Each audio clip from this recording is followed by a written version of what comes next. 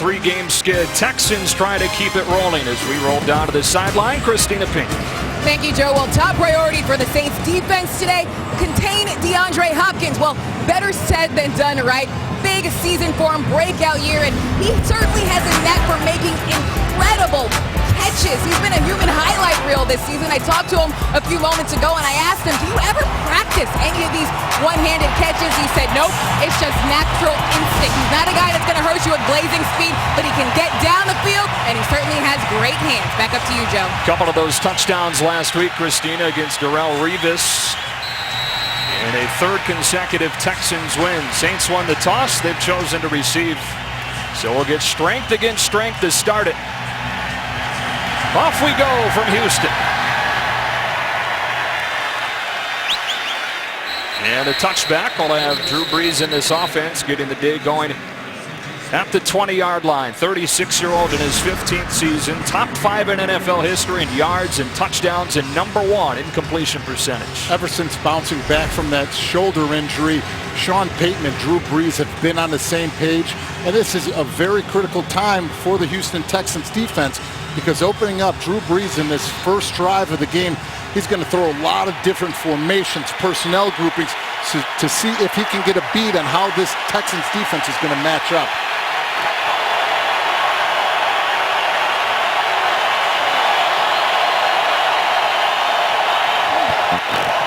Brees gets going against a 4-man rush, finds Willie Snead, first-year man out of Ball State, for a pickup of 5, and Kevin Johnson making the tackle. So we take a look at the starting lineups. First off, with the Saints' top offense in the NFL over the last decade. Benjamin Watson has stepped up, and people were wondering who would take the place of Jimmy Graham. Well, he's done it in a great way. And Max Unger, what a great pickup for the New Orleans Saints. Everybody wants to talk about Drew Brees setting the tempo, but he starts it up front. On 2nd and 5, Brees scanning the field and finding Brandon Cooks, their leading receiver, for a first down up to the 33. One of the emerging stars in the league as we take a look at the Texans defense, a group that has been key during this winning streak. J.J. Watt is off to an unbelievable season. Even more impressive numbers this year than last year. But in the linebacking crew, Brian Cushing is back to full form and health. He's playing like an all-pro right now. That defense has allowed just 2 touchdowns during the last 14 quarters as Mark Ingram's first carry goes for a short gain right into the arms of J.J. Watt. He's the AFC Defensive Player of the Week, and it almost gets lost in the shuffle of all the other notes. Well, you see J.J. Watt coming in at the point of attack, taking up those double teams and really piling on. They've got to find some way early on to make sure that they make this day troublesome for J.J. Watt. Move in the pocket, doing different things to try to frustrate him, because he is a game wrecker. Opening Saints drive, 2nd down and 9, on time but low for Watson, who couldn't pull it in, and it's 3rd down. One of the things that the Saints talked about, in any system, you want to get this run game going, because if you're going to do things against this defense, this is the position that you can't be. #1 in the league, 26% on 3rd down, and this is where this front 4 and these linebackers can rip off the line. Yeah, top 3rd down offense in the NFL against the top 3rd down defense in close to 2 decades. 3rd down and 9.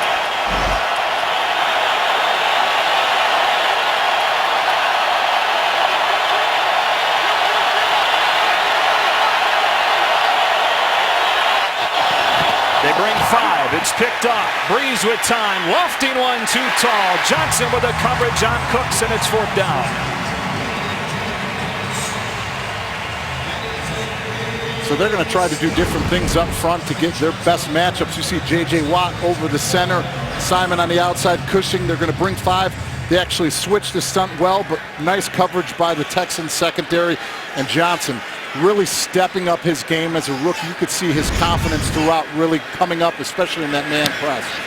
Out of Wake Forest, here's another rookie, Keith Mumphrey, former Michigan State Spartan. He's taken one back for a touchdown this year. He turns it up to the 30, and that's where the Texans will begin their first drive of the day, with Brian Hoyer back after missing the last game and a half with a concussion. It's been a bit of a roller coaster. Opened the season as the starter, then spent a few weeks behind Ryan Mallett. Took over the starting role again in early October, and he's been pretty good since then. He really has. He's talked about his understanding and knowledge of this game, his ability to get the ball out quick. They snap it quick. Alfred Blue got it going on the ground last week with some creativity, running for more than 100 yards against the NFL's top rush defense in the Jets, and they start with a gain of 11. That's a great way to start for this Texans team, because they know in order to have a successful game plan and to win this game, they have got to keep Drew Brees off of the football field. Off of the boot. This is where Hoyer's at his best. His tight end, C.J. Fedorowicz. Back-to-back first downs to begin, and the Texans quickly into Saints territory. Right now you can see that the Texans are starting up. It's not a very quick no huddle, but they're getting up to the line of scrimmage. They're trying to see if they can get some confusion on the alignments of this Saints defense, which has been pitiful so far this season, coming off of the worst three-game stretch in franchise history that led to the firing of Rob Ryan. Blue again off the left side, this time not as much room, but able to finish forward for a pickup of 4. This Texans offense, 25th in the NFL, trying to get it going with Brian Hoyer back. Brian Hoyer has stepped in, and like I said, he's not trying to play the hero. DeAndre Hopkins, most targets in the NFL right now, showing his playmaking ability, but up front, this is the 3rd week in a row that they've had the same combination, whereas before they've had 10 different ones. There's Hopkins, number 3 in the NFL in every major category. And a false start on the right guard, Brandon Brooks. Offense number 79. 5-yard penalty. 2nd down. We talked with Coach O'Brien yesterday. He marked the ability to avoid those penalties as one of the keys during this recent stretch. They've won 3 in a row. The Saints defense trying to turn it around in the first game under Dennis Allen. Here we go. Yeah, 4 down. 40 and 50. Rita. 50 Rita. Watch him. 20. It's hot. On 2nd down, Hoyer has Hopkins for his first catch. And a pickup of 8, 3rd down and 3, and the Saints defense will try to get a stop here. Starting up front, their key is Cameron Jordan. He's having a great season, and they're going to have a lot of different sub-rushers in that package on 3rd down. But starting up front, Stephon Anthony, that middle linebacker, the way that he stepped up as a rookie, making all the calls, he's been very impressive. There's 3rd down. Brian Hoyer in this Houston offense's face. 10 men up near the line of scrimmage with a deep safety. Hoyer back shoulder for Hopkins. Back-to-back receptions and a first down to the 31. It's one of the keys that Brian Hoyer said is, I have got to get our playmakers involved early, and he gets started right away to DeAndre Hopkins on that outside. One-on-one against Brandon Browner, who's a veteran defensive back, but gets it done. Play action for Hoyer off of the boot. He's got Ryan Griffin, one of the guys that Bill O'Brien thought would be key for this offense against Dennis Allen in his first game as the Saints D coordinator. As I talked about in the open, Dennis Allen, his time in Denver and Oakland, you know that he wants to be aggressive. But the biggest thing, like we both said, and this New Orleans Saints team said, they just got to get the call and let this team and personnel get lined up and let them play fast and aggressive football. 130 points allowed over the last 3 games. That includes the most lopsided loss of the Sean Payton era. They lost 47-14 at Washington 2 weeks ago. On 2nd down and 6, Alfred Blue to the 25, and Kenny Vaccaro with a stop. Setting up another 3rd down, this one 3rd and 4. You know, they've used Wildcat to get some creativity in the run game. But right now, what you're seeing are the zone stretches, and that was a duo. They're trying to get 2 double teams where they don't care if the safety's in the box. They're just trying to stay ahead of the chain so that they're in 3rd and shorts like they are right now. Yeah, a couple of things they noted last week in the run game. A little more creativity, more downhill than they've been. On 3rd and 4, only a 4-man rush. Hoyer zings one and has a first down to Cecil Shorts inside the 20. And more issues for this Saints defense. They've allowed a touchdown pass in every game at an historic rate so far this season. Last in the NFL as far as touchdown passes allowed. One of the worst passer ratings you will ever see. If the season finished right now, it would be the worst in NFL history. And then during the bye, of course, Rob Ryan out. As we've mentioned, Dennis Allen in.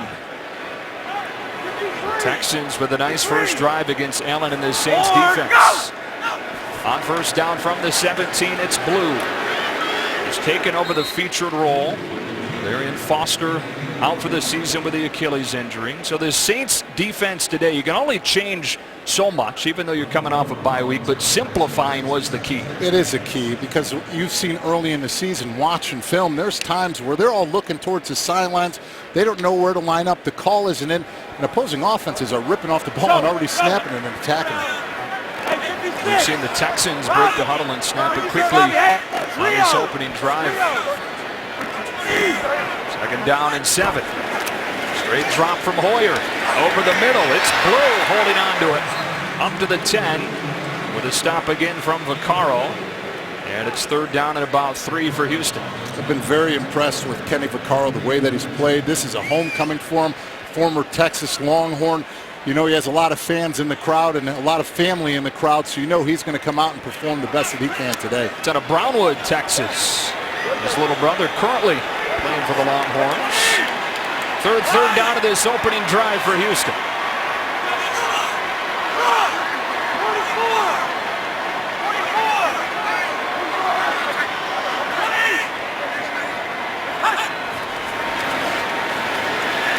Hoyer running out of time, retreating, stepping up, throwing for Griffin, towards the end zone. Touchdown, Texans.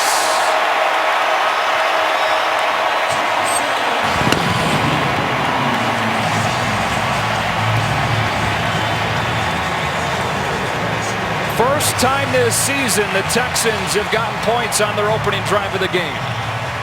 What a start for the Texans, 12-play scoring drive. But look at Brian Hoyer. Has the protection, his coverage is good to start, but then he breaks, doesn't panic, doesn't rush, keeps his eyes downfield, climbs up in the pocket, and is able to deliver one to Griffin for a touchdown. His first of the season. He was a guy that Bill O'Brien noted yesterday. With all the attention DeAndre Hopkins has started to draw, leave some other guys open. Well, coming into this game, if you think about it, their tight ends have only caught play 17 balls. Yeah. That's not a norm when you're looking at Bill O'Brien and an offense that he types run. They are going to take a closer look at this to see if that ball did indeed break the plane as he made contact with a pylon. Back in a moment. All right, so they're still taking a look at this scoring play, and we go to our rules expert in Los Angeles, Mike Pereira. What do you see on this one? After review, In just a the moment. call on the field stands. Touchdown. It's a very unique play, Joe, because actually when the foot of the runner hits the pylon, that does not make him out of bounds in the NFL. So the ball has to get over the top or inside the pylon. He's not really out of bounds until this point when he touches down. Not enough to tell if the ball was inside or outside the pylon, so they stayed with the ruling of a touchdown. But pretty interesting play. All right, Mike, we appreciate it. Like you said, call does stand. So Griffin's first touchdown of the season. And the Texans with a touchdown on their opening drive of the game. How about Brian Hoyer's return from concussion? Nice looking drive. 7-0 Houston. 11 plays, 70 yards, 7 for 7 on the drive to 5 different receivers. Coming into this one, they went 10 games without scoring a single point on their opening drive. How about them utilizing the tight end on that drive too? That was definitely a big advantage because they're going to get one-on-ones with the way that they're bracketing coverages to DeAndre Hopkins. Marcus Murphy takes the knee. The Saints' second drive will begin to the 20-yard line. But Drew Brees, Texas native himself, 9-time Pro Bowler, leading this offense. It's in the top 10 in the NFL. The marriage with him and Peyton over the last decade has been one of the great ones in the NFL. You know, like we talked about, that they want to have a lot of different personnel groupings, formations. But the one thing that they said they couldn't do, which they did in that opening drive, was have a 3rd and long.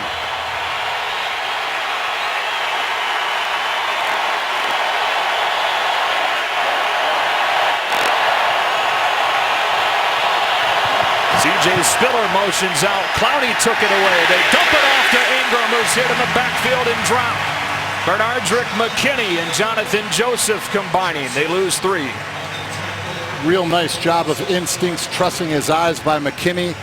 Each week, this rookie is getting better and better.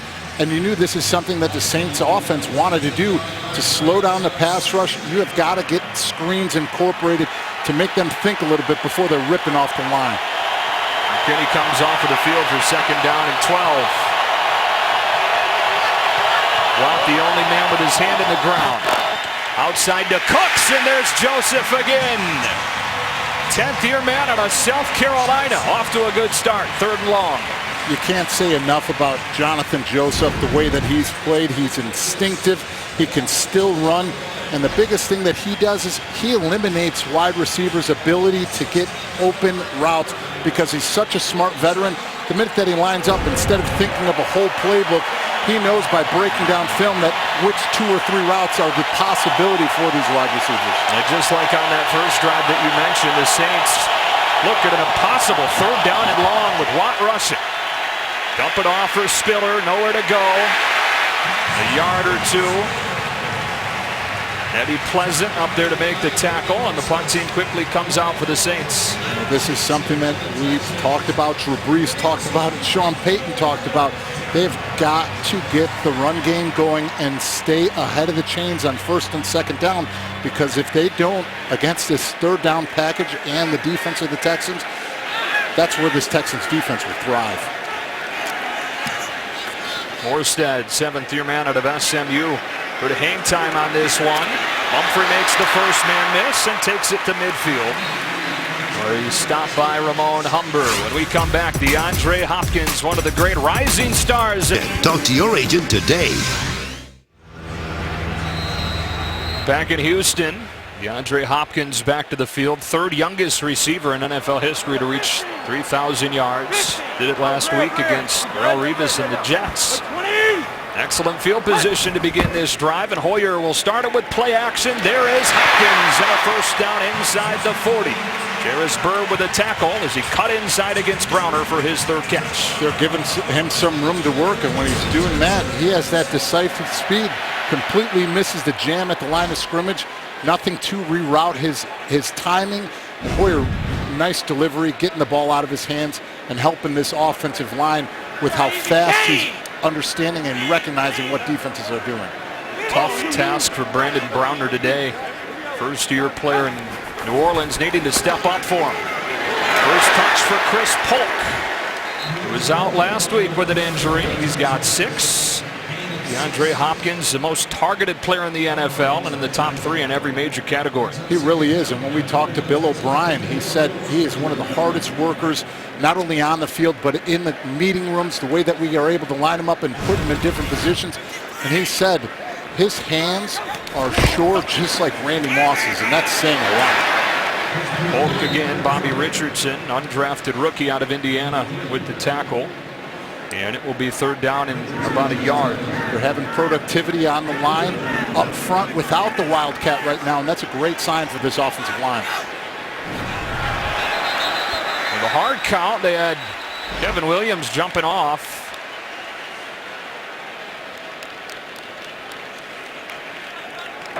Neutral zone infraction.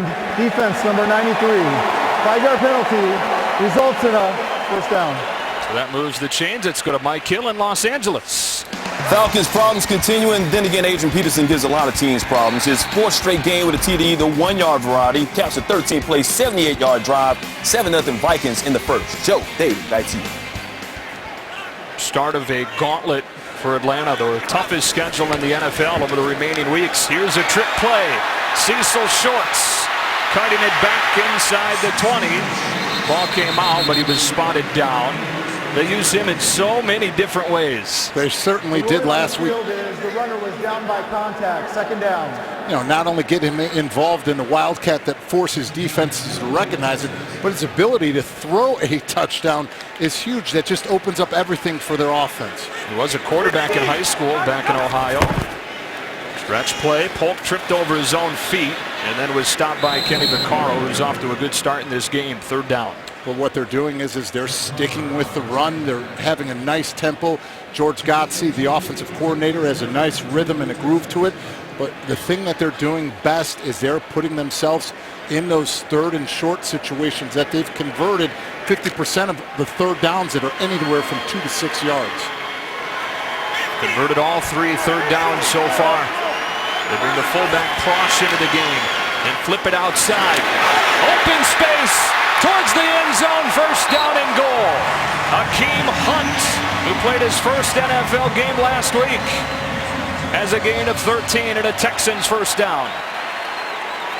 Like I said, the creativity was something that they used last week, but this week they're using zone inside, zone stretch. They're running power. They're just doing different things that they don't have to rely on the Wildcat, and that's a sign of good things for this offensive line. Saw J.J. Watt hanging next to offensive coordinator George Godsey. You could see him hitting Godsey, saying, let me play, let me get in. The play clock winding down. I'm sure Hoyer realizes it and then does at the last moment, burning the first timeout. First charge timeout, Houston. Maybe it gives Watt some more time to lobby to get out of the field in this goal-to-go situation. 7-0 Houston, knocking on the door again. Well, we just saw J.J. Watt politicking and hitting George Godsey, but somebody else joined the party that wants to get in. Look at big Vince Wilfork over there standing over by the offensive coordinator in the offense, wanting to get out on the football field. They're going to do something different today. Yeah, not many times you see guys that size with a realistic case to lobby to get into the game on the goal line. They've used Watt before. Wilfork, they've not. Shorts coming in motion on the sweep play. Foot in the ground towards the end zone. He's in. Touchdown, Texans.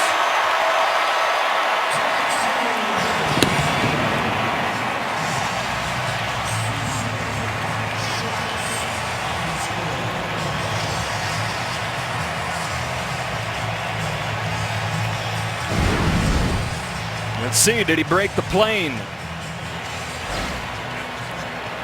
Looks like he did. Just got to get to the front side of that line with the ball. And it looks like it just barely did cross it. We're talking about how many different ways they use Cecil Shorts. Threw a touchdown last week, running the Wildcat several times. Saw him on a reverse earlier, and now they've got him on a sweep. But this drive all started off with their ability to run the football. 29 yards of this drive have come off of running, and it hasn't been Wildcat. It's been zone, power, stretches. So this is, like I stated earlier, this is a good sign for the confidence that they have in this offensive line now. Nick Novak on for the extra point. And the Texans could not have gotten off to any better of a start. They've won 3 in a row, and now they've scored on back-to-back drives. They didn't even need Saints defense has still not been able to step up and stop opposing offenses' drives, and it's putting now a lot of stress on Drew Brees and this offense to come out and perform, and they need to answer right now in this drive. Yeah, Saints fans are sitting back home, rolling their eyes right now, face-palming. They were hoping that that bye week and the change in D coordinator would lead to some different results, but more of the same so far. Here comes C.J. Spiller up to the 21-yard line. Well, it all comes down to one game for Michigan State and Iowa. Hawkeyes looking for their first Big Ten title since 2003. A spot in the playoff perhaps up for grabs. It all starts at 7 Eastern on Fox this weekend. I'm looking forward to watching that game. You two ground and pound football teams, old school football, and you know Brian Hoyer, the Michigan State alum, is going to be watching that game. He had to hustle back yesterday after we sat down with him so we could watch Michigan State's rout of Penn State. See if the Saints can get it going. Mark Ingram on first down. Penetration from Watt, shut it down, and then the rest of the blue shirts rally. So far right now, out of the 9 plays, 6 of them have been for 1 yard or less. So staying ahead of the chains right now is something that this Saints offense has not done. You talked about staying out of those third down and longs. The first down and the second down offense has not been good. And it's put them in those tough third down situations.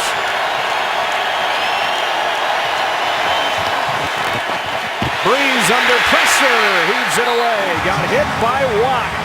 And once again, third and long. We talked about getting help. You see J.J. Watt one-on-one against Zach Strief. Pulls that bold two-handed stab into an inside move and is able to get that hit. Pretty soon, those are going to end up costing him because look at where that hand is going, right for that football in Drew Brees' hands. He's had 68.5 sacks in his career. The very first one came against Drew Brees. 3rd down and 12. Time to throw this time. On the money for Cooks, who spotted a yard short. Joseph was all over him. He got 11, but it'll be 4th down and about 1.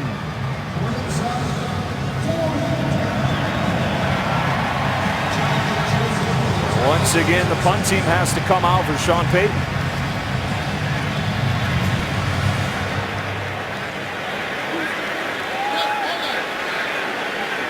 Can let this clock run out if they want to. Morstead in there to punt it. Humphrey waiting back.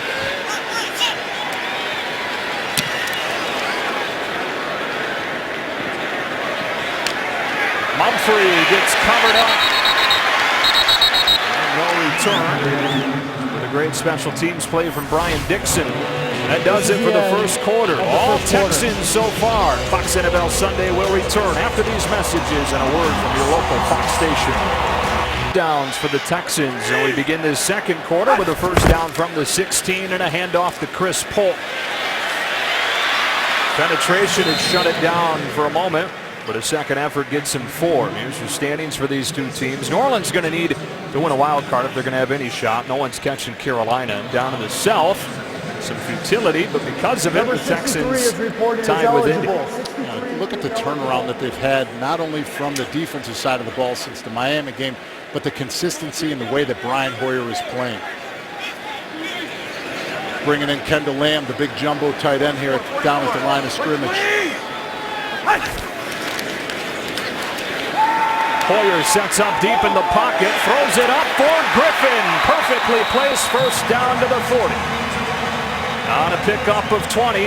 Griffin already with a touchdown. And now another long completion. Bill O'Brien talked about getting these tight ends incorporated in the passing game because with DeAndre Hopkins getting all the attention, yes, it's opened up things for Washington and Shorts, but now getting these tight end involved, it's really going to open up things for everybody again.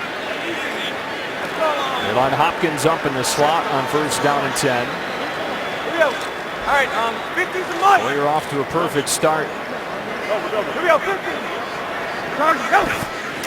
They get it to him. Delvin Breaux fights to a block.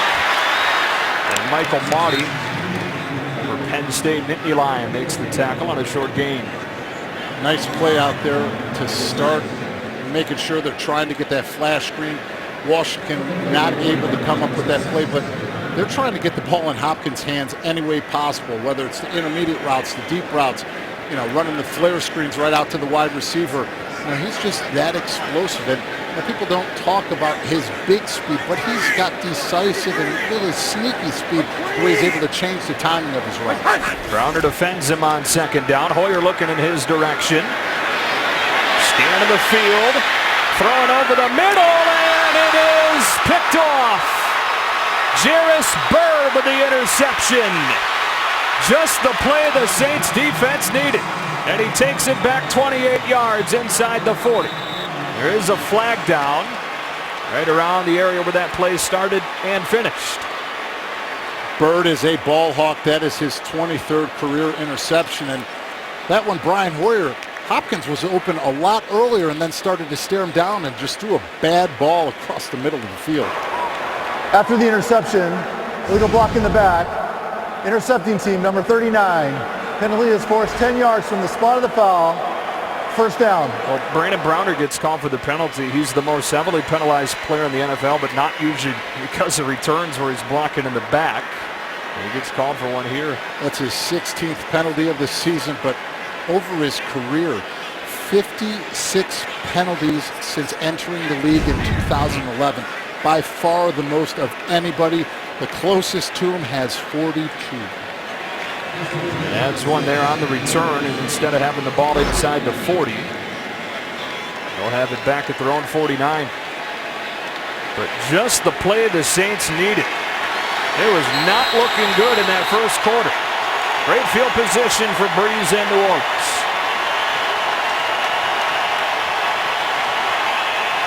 Ingram. Nothing.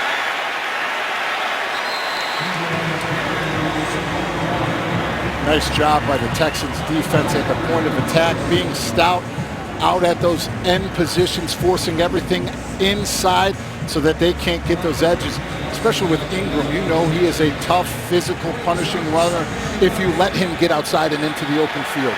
You see the dominance in this game, 146 to 19 in total yards. Saints have punted on all 3 possessions so far.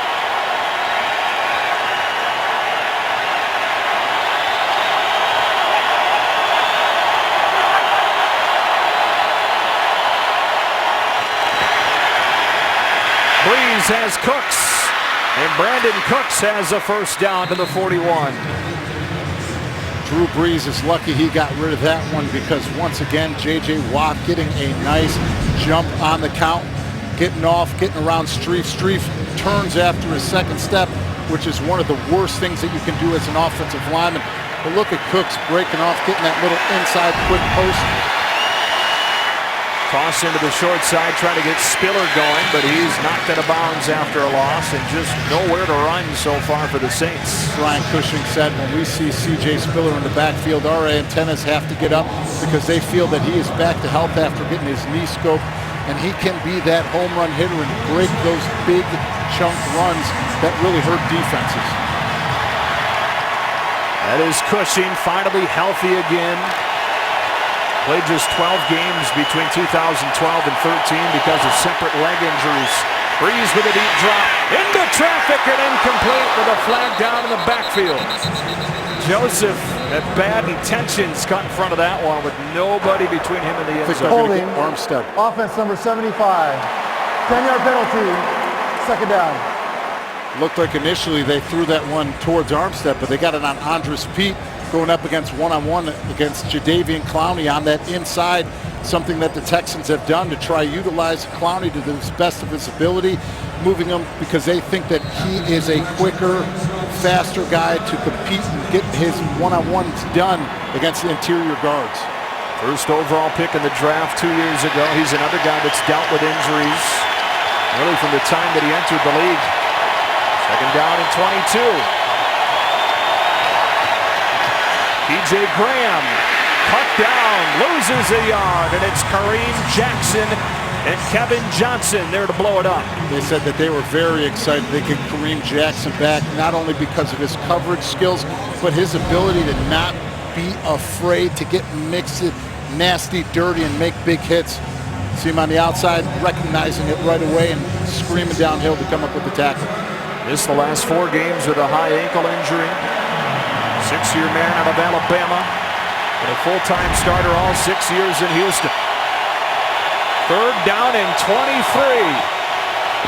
Breeze heaving one for Snead into double coverage and incomplete. And the Saints unable to capitalize on the takeaway.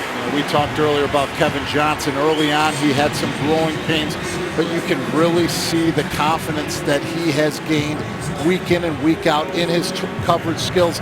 And he has a little bit of a swagger to him for a rookie. Yeah, really the injury has helped Romeo Crennel build some depth in that secondary, and it's allowed Johnson to build some confidence. 4th punt already from Morstead. And out of bounds. He'll mark it at the 11-yard line, and a punt of 43 yards. So the Texans offense back to the field with a 14-0 lead after this. Back in Houston, and the Texans offense back to the field. Heck of a start. Brian Hoyer, first game back from concussion, just one incompletion. What happened to be an interception. This drive starts at their own 11. They hand it off to Alfred Blue. Ground game has been clicking so far today for this Texans team that has turned it around. They started the season 1-4, 4-1 since, and in so many areas they've totally flipped the script. Well, when we sat down with Bill O'Brien yesterday, we asked what happened, what turned things around. He said, number one, we had something to play for. It was still open in the division. But he said, 2, we went back to putting on full pads to hit so that we'd be more physical at the line of scrimmage. And he goes, it's really helped us in the running game, and our defensive tackling has been much better. They screen to Hunt. Heck of a play to shut it down by Stephon Anthony, their leading tackler, rookie out of Clemson, with a stop to make it 3rd down. You see the differences. How about the turnover margin? Totally flipped. That's the biggest thing, to go to +8, to give their offense more opportunities, because so far they've had, coming into this game, 727 offensive snaps, which is the most in Texans history. 3rd down and 7. Saints haven't forced a punt yet. Bro in press coverage against Hopkins to the near side of your screen. Over the middle and incomplete. Wanted Washington. Good coverage from Browner. Yeah, good field position coming up for the Saints as we go to Kurt Menefee in LA. Well, here's a completion for you. Derek Carr of the Raiders rolling out. Finds Michael Crabtree. He gets both feet down for the touchdown. Raiders lead at Tennessee 7-6. A missed extra point by the Titans. The difference in that game right now. Joe? All right, both those teams trying to get it going, Kurt.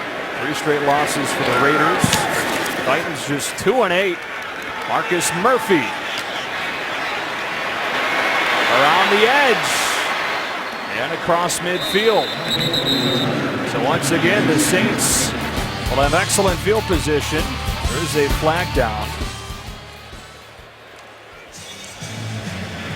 The long snapper, John Weeks, is the one that actually came with the tackle, getting involved in the game. We've already felt J.J. Watt's impact on this game. The Saints have nothing going on offense, trying to crank it up.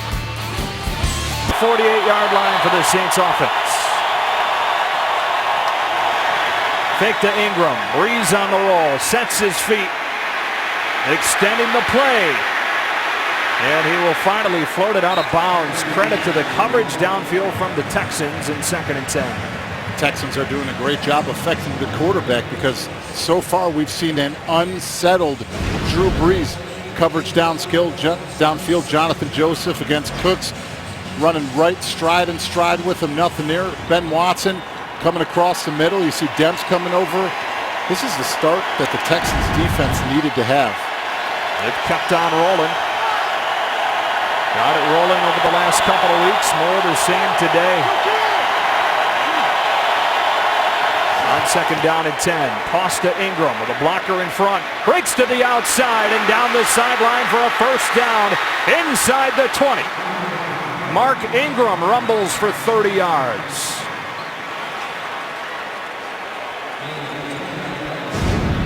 Talked about setting the edge. That's something that they don't do on this play. See Zach Strief coming. You see Snead, the little guy, getting the block on J.J. Watt to spring Ingram down the sidelines. Those are the big chunk plays that this Texans defense can't give up, especially now since they're entering into the red zone. Texans defense on 3rd down, #1 in the league. But the one thing that they have struggled is in the red zone, giving up 63% of the time. You mentioned Snead's block on Watt. He gives up 95 pounds to J.J. Watt. And Drew Brees is wondering why that play clock's already running out as a flag flies in.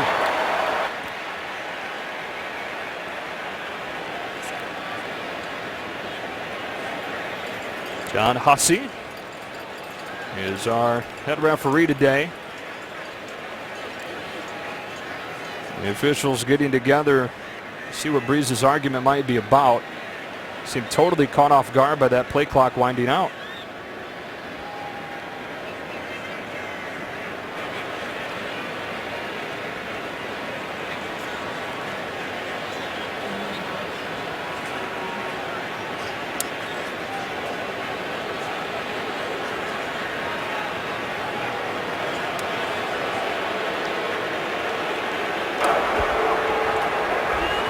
New Orleans substituted, therefore we need to allow the defense to match up.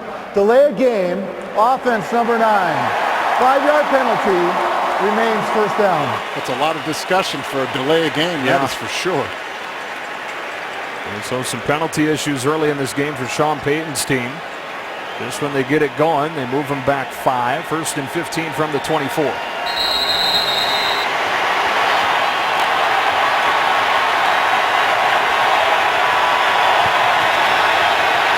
Breeze underneath. There's Benjamin Watson, the 12th-year man, tight end, having one of his best seasons. Jimmy Graham goes to Seattle. Watson steps into the more featured role. We talked about Drew Brees being unsettled. On that play, he wasn't. You could see it was a clear three-step drop, put his back foot in the ground, and delivered it to Ben Watson. You know, we said a little bit earlier, Ben Watson, this was a guy that everybody thought he's just purely a run-blocking tight end because of Jimmy Graham, and he's emerged into one of the best wide tight ends in the game right now playing. Third season in New Orleans. Former first-round pick of the Patriots. Second down 11. Off play action. Breeze that he dropped.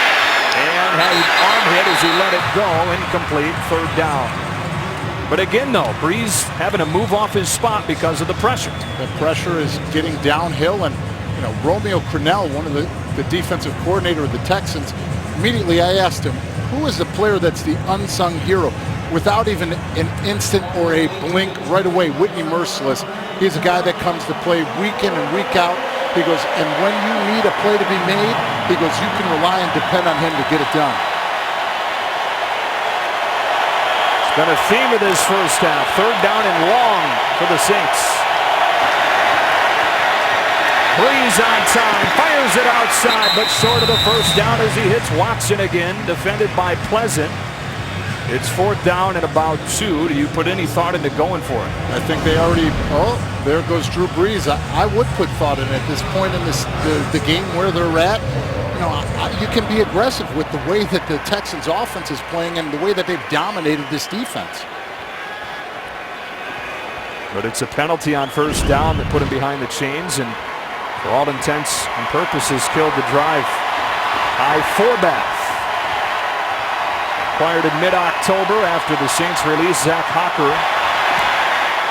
Knocks it through from 30. And the Saints finally on the board. One of the top offenses in the NFL has been quieted by this rising Texans defense. Back to Houston in a moment.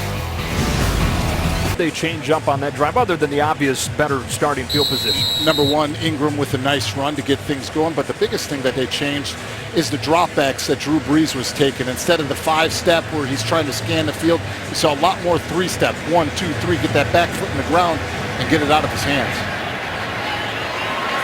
Mumphrey going to bring it out. And the rookie takes it across the 20. That is where the Texans will start the next drive. DeAndre Hopkins and Houston Texans try to keep their 3-game winning streak going. Starting this drive at the 23-yard line with a Jonathan Grimes run. Bill O'Brien really happy with the way that he ran the ball in their last game in the win against the Jets. This January, the celebration begins. We kick off the farewell season of American Idol, the show that made so many superstars from Kelly to Carrie to Phillip ready to discover an idol one final time. Don't miss the farewell season, premiering Wednesday, January 6th on Fox. J.J. Watt, big fan, American Idol. I'm not sure of that. I don't think so either. Here's the Wildcat for the first time today, and it's Grimes behind shorts. Edge got sealed, able to turn it upfield, crossing the 30 and close to a first down. Well, this offense got off to such a good start today, but the Saints defense the last 2 drives buckling down some. Not only that, but the way that the front 4 played these last 2 drives, the inability to... Number 63 is eligible. Number 63 reporting is eligible. The inability to run the ball successfully to get in those third and manageable downs, and what they cannot have, a poor decision by Brian Hoyer to throw that interception. That was enough to move the chains. Fresh set of downs from the 33. Fake to Grimes. Dump to Grimes. And Grimes has 8 as we go to Mike Hill in Los Angeles. Rams and Bengals. Rams going an 80-yard drive. Tavon Austin accounting for 65 of those. 5 yards right here on this run. His 8th touchdown of the season. Bengals still leading 10-7 in the second. Joe Davis back to you. You know, Mike, St. Louis trying to head Cincinnati its 3rd consecutive defeat after that 8-0 start. St. Louis trying to get things going again. And that's something that really boosted the confidence of this Texans team to get a win on the road on Monday Night Football against that undefeated team at the time. Grimes again powers forward for first down. It's a guy they want to get more and more involved in this ground game as they try to figure things out without Arian Foster, who's out for the season with the Achilles injury. 63 is reported as eligible. 63. It's it's not only Arian Foster, but what I stated earlier was those first games, the rotation of offensive linemen, the first 7 games, they had 10 different rotations. So now this is the 4th week in a row. Now, same guys, they can have the continuity, and they really think that that's what's going to mesh on those double teams in the zone blocking form. Yeah, the center, Ben Jones, the only guy that started every game up front. They boot Hoyer, looking back across the field with a flag down, and throws it out of bounds.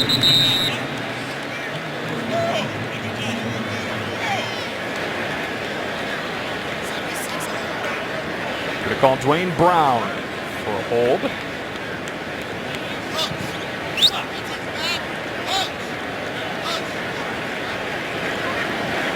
Holding, a rare thing. Offense, number 76, 10-yard penalty, remains first down. Dwayne Brown coming into this game had 114 starts. This is his 115th to go to 2nd in Texans all-time history in starts. But the biggest thing, this is his first holding penalty in 27 games as a left tackle. Yeah. That's unbelievable. Yeah, we got to go back, see, 2 seasons ago. First down and 20. Raw play for Grimes. Ramon Humber snuck in there and ripped him down after a short gain. First start timeout, New Orleans. And a timeout taken by New Orleans. 30-second timeout. There's Bill O'Brien. Saw just a moment ago. There he is. 2nd season as head coach. After those 2 years as head coach at Penn State. Now last year had a 7-win improvement from the prior season and has helped them turn it around this year after the 1-4 start. He really has, and you can hear talking to the players, the other coaches, the assistant coaches, the love that they have for Bill O'Brien, the energy that he brings day in and day out. And the thing that they also love is his transparency. Good, bad, and different. You know exactly where you stand with Bill O'Brien, and as a man, as a football player, you can't ask for anything more.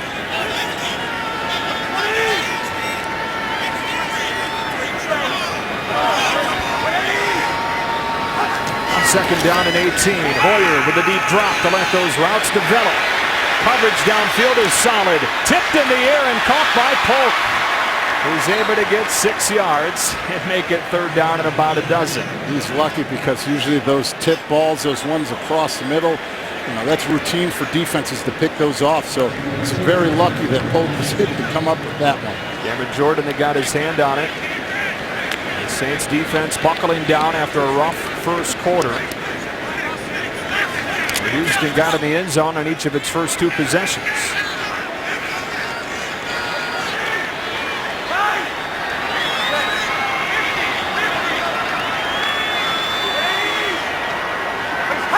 On 3rd down and 12. Hoyer time to scan. Drill one for Shorts, who's got to run for it, but pulled down by Anthony right at midfield. On a gain of 7, 4th down and 5, and the punt team comes out. Brian Hoyer has a lot of time. You see the twist up front. They're going to run the TT inside. 1, 2, TT offensive line is able to pick it up, give them time, but then go back to the coverage. They're making sure that they play the chains, keep everything in front, nothing over the top. Able to come up, Stephon Anthony coming up with the tackle and forcing him now to another punt. And there'll be time here for the Saints to try to put something together before the break. Dennis Allen's defense, first time you've been able to say that. His first game as a D coordinator with Rob Ryan getting let go by Sean Payton midseason. And it's a nice stop from him, but one of the concerns that has to be in Dennis Allen's mind is the inability to get pressure on Brian Hoyer right now.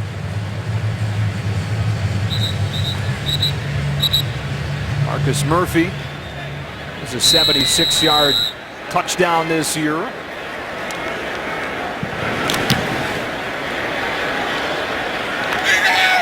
Takes a fair catch, lets it bounce over his head and into the end zone. Bit of a gamble, but it pays off for Murphy. And the Saints will begin at the 20-yard line. 2:31 with a timeout. A game in 2 seasons. In this first half, just 43 against the Texans. Colston, one of the most productive receivers in franchise history, has a first down on his first catch on a gain of 11. You know, he is just such a big post-up receiver that Drew Brees has nothing but the utmost confidence in him to make plays and have things open up for this offense. Breeze with time here. Tucks it. Watt got to him. Incomplete. Got rid of it just before his knee hit. He points out the receiver to the officials to ensure that it's not grounding. They're going to get together to see if they agree with Drew. You see him going one-on-one, trying to get the chip with Watson. Doesn't help. Zach Strief is unable to get his hands and hold and control him inside. J.J. Watt is having a nice day. Intentional grounding. Offense number 9. Penalty is loss of down. Second down. So they do call it. He was pointing to Benjamin Watson, who was just to the right of the formation. If you're going to chip as a tight end, chip. You got to hit him. You got to slow him down. Second down. Saying hi to somebody in that Saints huddle. I think he's saying hi to Drew Brees. I'm going to see you soon.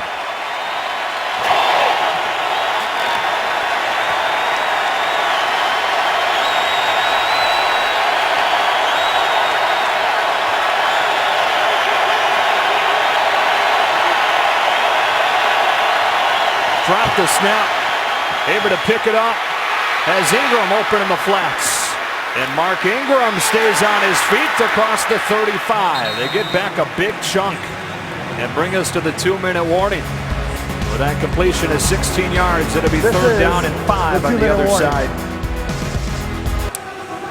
NFL, final minutes of this opening half.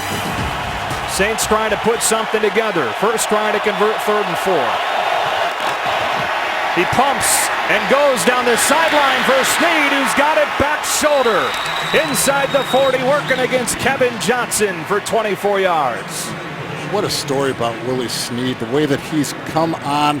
Last year a practice squad guy, and now he's one of the most reliable guys in this offense. Out of Ball State, went undrafted. Practice squads of Cleveland, Carolina, and New Orleans.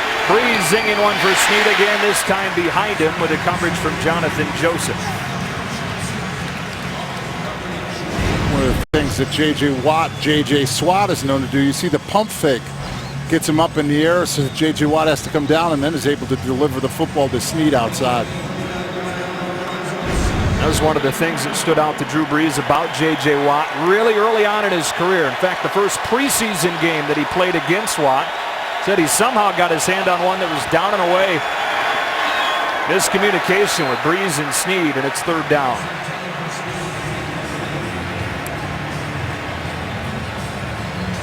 Drew Brees, that long completion to Willie Snead was the first one that he's hit past 10 yards down the field. And that's not a norm of what you think about Drew Brees and the way that he plays today, but once again, it's going back to the way that this Texans secondary has played throughout. And you hear the crowd noise, you just saw the camera shaking right now. It's been rocking in here all afternoon. Third down and 10 for Brees and the Saints. Watson, knocked away by Eddie Pleasant. Nice break by Eddie Pleasant. Drew Brees gets that ball outside and low, but Eddie Pleasant able to break, get his hands out there. Eddie Pleasant, Hal, two guys that were able to seal the win last week against the Jets with back-to-back interceptions on drives. It's a way to get Drew Brees off the field and give their opportunity to their offense to hopefully try to come up with some points here before the half. It's kind of an in-between spot here because Kai Forbath doesn't have the strongest leg. In fact, his career long, just 50 yards. They're going to try it, though, from well beyond that. Flag came in, but it looks like they called a timeout before that flag flew to avoid the delay. New Orleans, this is their last and final charge timeout. Well, we check in with all the guys. That ball dome. And so they are going to give this a try. Again, the career-long 50 yards for Forbath. This one's from 57.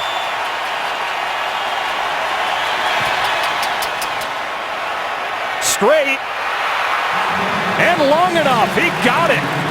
improves his career long by 7 yards. It's a big hit, especially with this Texans front. That's one that you know that you're trying to drive it, but you can't hit it low, and that's the advantage of playing indoors, that's for sure. Gets it right over J.J. Watt. That's perfect. It really is. The leg strength was one of the things. Well, look at the talent by the ball boy. Oh, nice grab. Love it. He's not known for having the strongest leg for Bath. In fact, that's one of the things Sean Payton talked to us about yesterday. He said, I like this guy. I think that the reason that he's not been able to stick with the team recently is because on kickoffs, he's not able to bury the ball consistently deep. It's so funny because if you think about it, they just flip-flop. The Redskins and the exactly. Saints. Hey, we're just going to change kickers. We'll cut each one of them, and then we'll just take each other's guys. Dustin Hopkins left. There's another funny story about Dustin Hopkins. He was telling us yesterday, Sean Payton, was that they put up the scouting report, put up the PowerPoint on how to stop the Texans, what the keys would be. And slide number 2 was slow Dustin Hopkins. They obviously meant DeAndre. Freudian slip by somebody. Picked up off a bounce by Mumphrey. Back to the 20. We go to Mike Hill in Los Angeles. Tampa's looking good, and they're helping out the Texans right now. They're beating the Colts. Jameis Winston really stepping up, finds Cameron great for the touchdown right there. Winston 6 touchdowns, no interceptions in the last 2 games. Extra point missed, 12-6 Bucks in the second. Yeah, Texan fans like to see that. There's an injured player. Or is there a scrum for the ball? At the bottom of that pile, following the kickoff. It's still going. I mean, this is a minute after that play finished. They're all sitting here. They blew the whistle. It was already dead, but a little scrum, a little fighting. Jamarcus Sanford on top of Mumphrey, who did hang on to it. Tell you what, as a guy that's been down there fighting for a fumble recovery, he gets tired. It's very tough down there, and then you got to go back and play, and you're huffing and puffing. Couple of timeouts for Houston, up 14-6. Hoyer throwing for Hopkins, who is defended by Browner. A lot of contact, no call, second down. But you know that you're going to get that contact. Brandon Browner is a physical player. He wants to jam, wants to play tough, and that's one instance where DeAndre Hopkins couldn't use his body to his advantage like he has in the past. 6'4", 220 is Browner defending the 6'1", 220 Hopkins.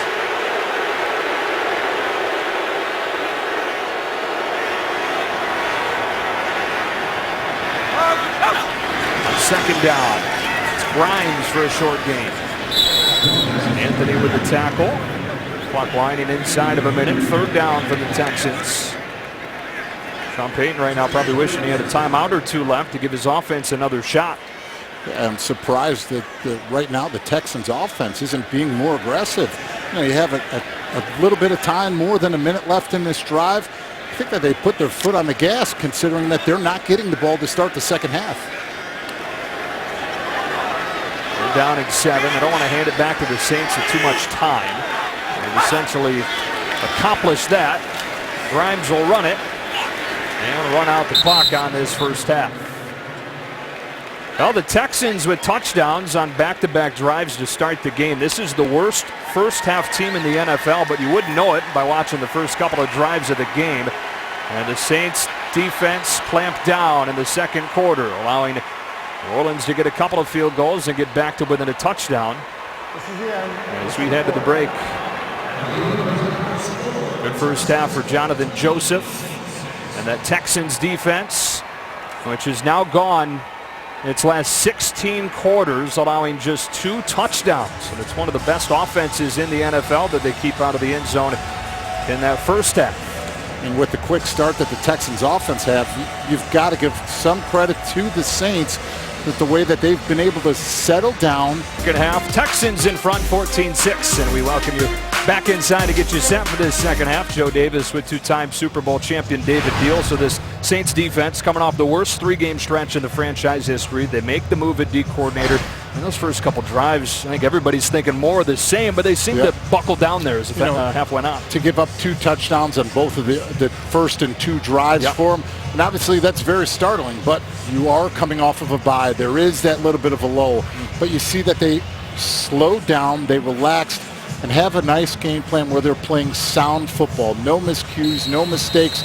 Then if you go back to Drew Brees starting now, in this second half, they've got to run the ball more effectively. Only 5 runs for 25 yards.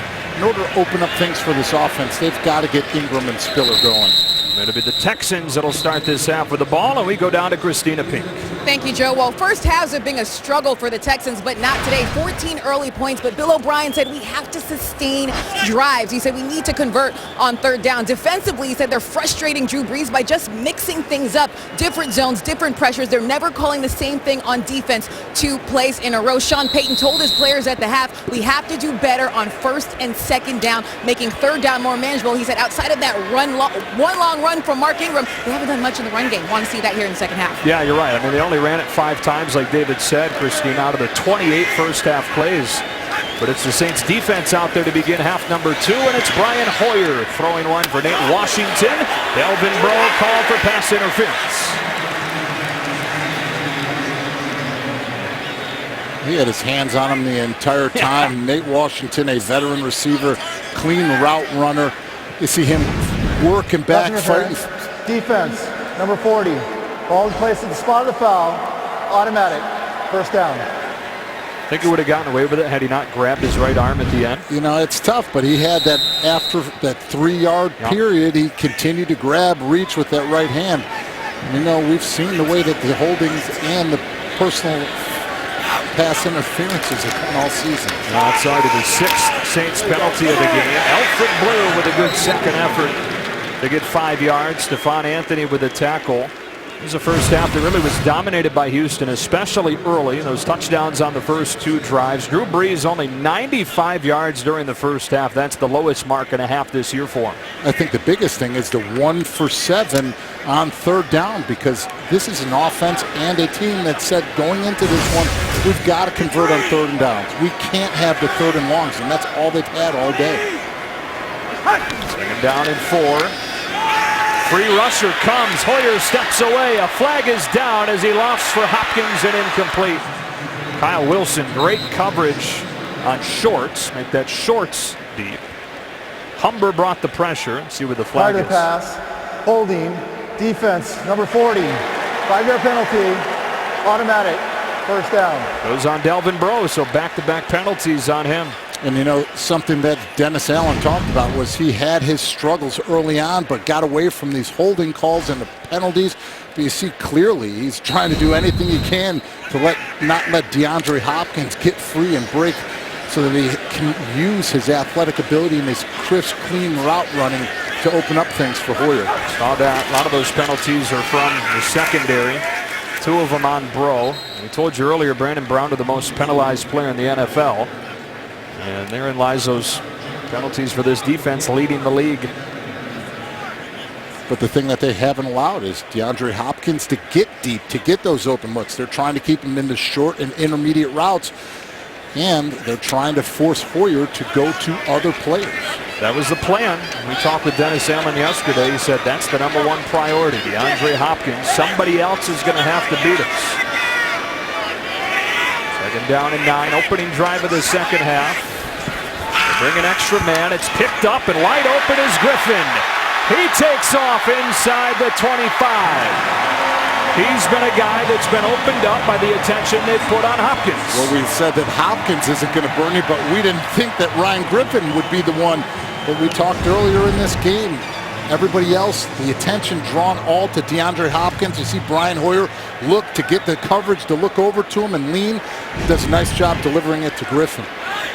4th catch of the game for Griffin. Now gone for a team-high 72 yards, doubling his season total. Underneath for Dorowitz, yet another tight end. His second reception. Kikaha Vaccaro combined on the tackle. Headed second down and 4. 22nd straight game. He's hit one downfield. It's the longest streak in the NFL.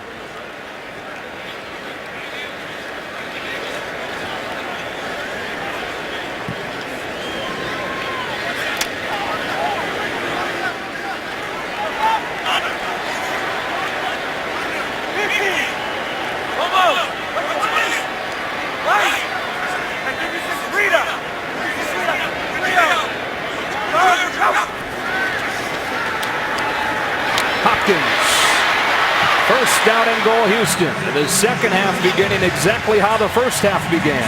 That's a smart move by DeAndre Hopkins. He's looking to make another move. A good thing he went down. Big Kevin Williams was coming from pursuit in the backside. And believe me, as a former offensive lineman that went up against him at the line of scrimmage, he's not the guy that you want piling on and getting a big hit on DeAndre Hopkins. Yeah, 6'5", 310. It's 93 in white. First year in New Orleans. 6-time Pro Bowler. First down and goal. Here's Blue, straight downhill, keeping the feet churning, into the end zone for the Houston touchdown.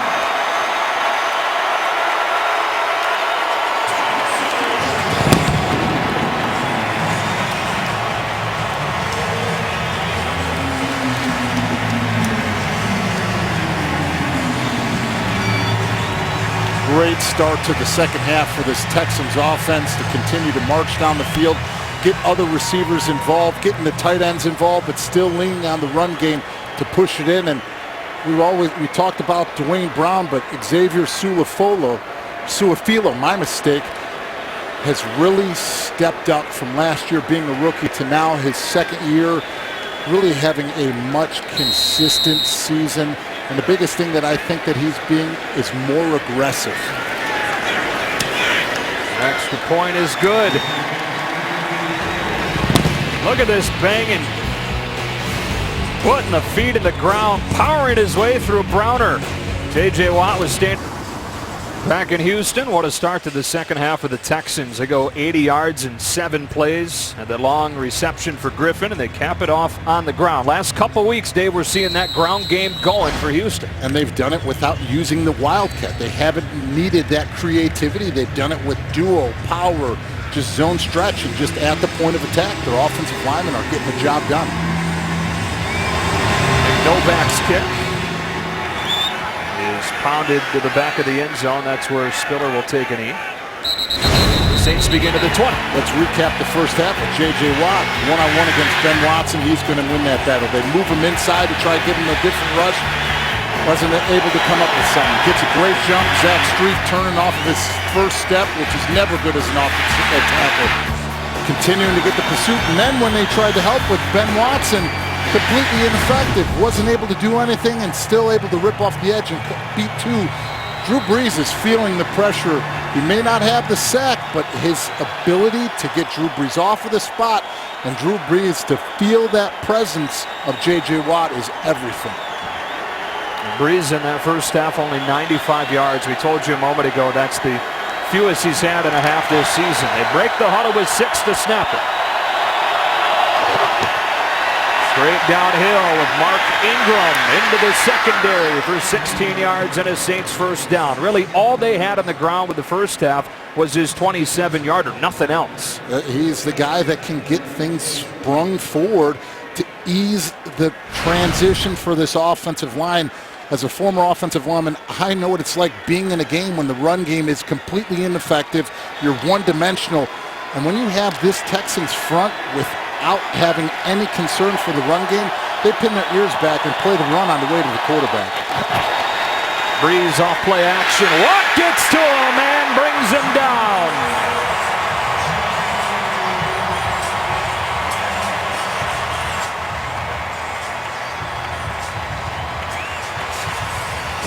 They actually went heavy. If you notice, this is Armstead. Their left tackle moves to the right. They're trying to do anything they can to get everybody to that side, and J.J. Watt still is able to beat 2 men. Zach Strief is trying to fight back to give help. And now J.J. Watt finally comes up with that sack that he's been fighting for since the first half.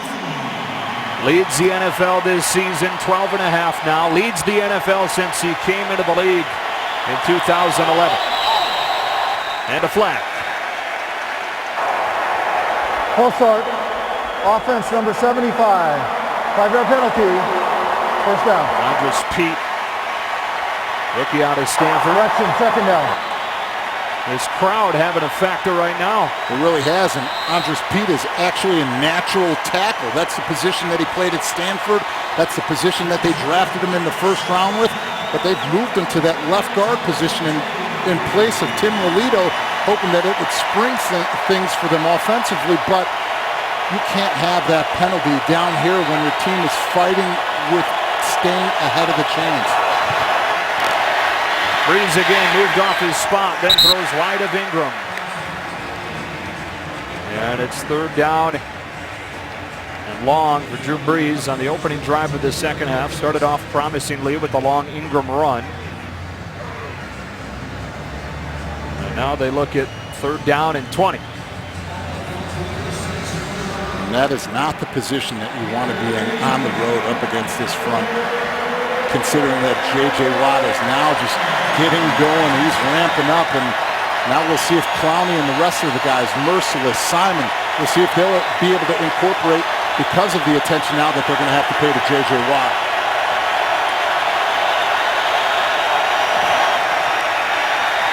Time to throw. Ingram drops it. He's going to have to make some magic to pick up the first down anyways, and the first Saints drive of the second half results in another punt. Let's look at J.J. Watt. One man, three men. We've got 3-on-1. That's what they've had to do. They're all coming back to help him out because of the ability of him to force things out of Drew Brees' hand, to get the pressure, and to come up with the sack. Morstead's punt. Short one. Mumphrey lets it bounce. Out of bounds near the 30. Fans to get moving and play for 60 minutes every day. Run, jump, and race to Super Bowl 50 with a free NFL Play 60 app. This Polk, first carry of this drive. For a gain of 2, it'll be second down and 8. That last drive, we saw Drew Brees, looks like having some communication problems. Obviously wearing a speaker, but had to come over to Sean Payton to get the play call, and tech guys on it taking a look at the box. And that's something that definitely hurts the Saints offense, because you talk everything about tempo and timing. When you have the inability to get the play in, and Drew Brees is coming from the field to the sidelines to get the call, it's not the position that you want to be in. Second down and 8. Quickly outside they go. And Cecil Shorts loses the football. The Texans, it appears, back on it. Tyler Davison jarred it out of there, but the Texans recover. Fumble recovered by the offense. First down. Jonathan Grimes sprung on it. Huge play by him. It's a huge play, but he's got to make sure that he keeps that ball high and tight, because you cannot continue to give life back to this Saints team and to Drew Brees. Chris Polk joining Hoyer in the backfield, taking the ball on first down. Former Washington Husky running hard for a gain of 4. Texans over 100 yards on the ground for the second consecutive week. And they've got it 2nd and 6. Which is important for them, not only to establish things in their playbook, but anytime you're playing up against an elite quarterback like a Drew Brees, you're doing everything you can to control the time of possession and keep him off of the field. They've been able to limit Brees today, partly because of that. He's not been on the field. 13 of 25, less than 100 yards for Drew Brees. Hoyer off play action, well protected. Time to take a shot. Nate Washington, first down inside the 25. His first catch of the day goes for 38. Once again, credit to this offensive line with the protection that they give Brian Hoyer to read through his progressions.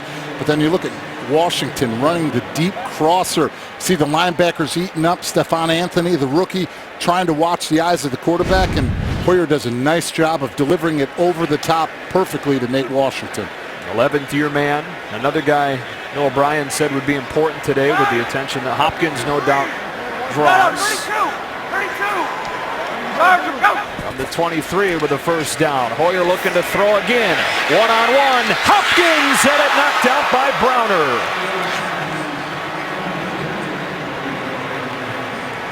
Well, last week, you think about it, Darrelle Revis, New England Patriots team before the Jets. Brandon Browner was the other corner on that championship Patriots team, stepping up and able to get his hands in there to jar it loose from DeAndre Hopkins. Look at him fighting. You see it on his elbow. He's doing everything, his forearm, trying to get that ball.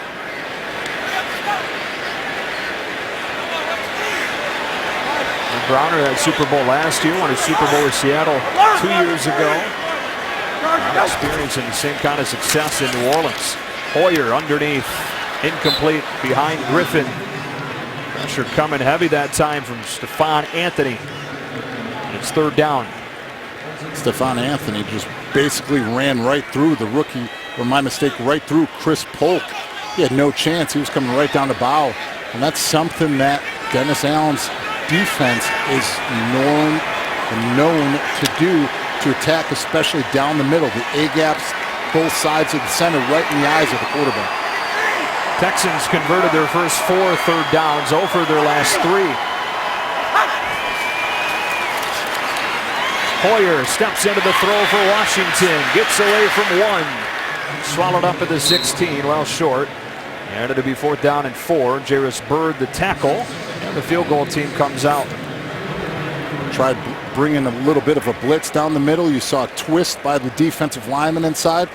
Once again, a lot of credit to this offensive line. And I'll tell you this, as a former offensive lineman, as somebody who knows a lot about offensive line play and coaches, Mike Devlin, who took over this season as the offensive line coach of the Texans, has done an unbelievable job in that room. I know when he was on the Jets for a long period of time, he had a lot of respect amongst the NFL. Rick Novak, now 8 of 9 since signing with the Texans week 4. Saints trying to get something going in a big hole in Houston. Back in Houston, Joe Davis, David Beal, Christina Pink. The Saints ready to get the ball back, down 24-6, in danger of dropping their 3rd straight game and falling to 4-7. Texans, meanwhile, continue to roll, tied for first in the AFC South and gunning for their first 4-game winning streak after that 2-5 start to the season. TJ Spiller. And a flag down. And so this will be poor field position. I believe it's Brandon Coleman that'll get called for a penalty. You got it on Charles James. If you've watched Hard Knocks, you know exactly who Charles James, and it's actually one of my former teammates with the New York Giants as well. During the return, legal block in the back, receiving team number 16. Half the distance to the goal, first down, timeout. And so they'll be backed inside their own 10-yard line. It's been all Texans defense so far today. Sean Payton trying to figure out a way to solve it. Offense in the NFL on the season being quieted today. Beginning this drive inside its own 10. Ingram swings out of the backfield and runs it to the 10 and a pickup of 3. Prior to this possession, 36-year-old in his 15th season, Drew Brees pulling the fellas together. Talk about veteran leadership. I've been in this position before, and it was a great thing having a leader like Eli Manning doing this for us when we were struggling. He's telling everybody, settle down, let's go out and play our football, let's execute. Don't look at the scoreboard, let's take care of business ourselves. Brees has led 25 fourth quarter comebacks in his career. They need to come from behind again today. Checking with Mike Hill in Los Angeles. I know Texans fans are interested in this one. Colts in Tampa Bay. Matt Hasselbeck 3-0 as the starting quarterback finds T.Y. Hilton for the 19-yard score, and then the little celebration right there that Joe Davis and David Deal definitely loves. Colts on top, 16-12 in the 3rd. I don't know about me, but I know Dave's got moves. He could probably make that same move happen. Believe me, my daughter Addison would tell me, Daddy, you're embarrassing me. Do not dance. Indy and Houston locked at the top of the South. 3rd down and 6 for New Orleans.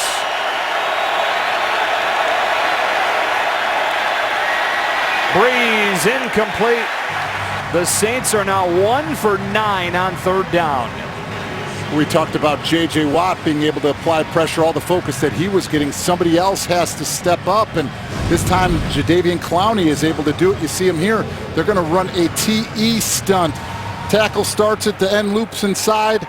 Oh, my mistake, it was opposite. It was the ET, so it's hard to see from up here. But what they're trying to do is they're trying to create matchups, get the offensive linemen on different levels, and did a nice job of doing it there. Great hang time from Morstead. Over 4 seconds. There's a flag down. And he takes it across the 45.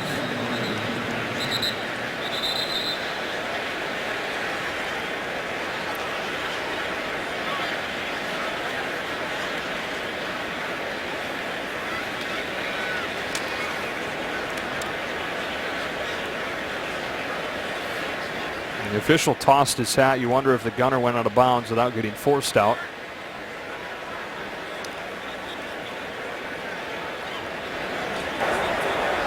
Number 17, a member of the kicking team, went out of bounds and remained out of bounds and did not come back in immediately. Therefore, it is unsportsmanlike conduct. 15 yards added to the end of the run. First down. Timeout. Not much going right today for Sean Payton and the Saints. 9 penalties, and Drew Brees and the offense despondent. Spent their time helping out. After the penalty, this drive begins with a Wildcat and begins with Cecil Shorts.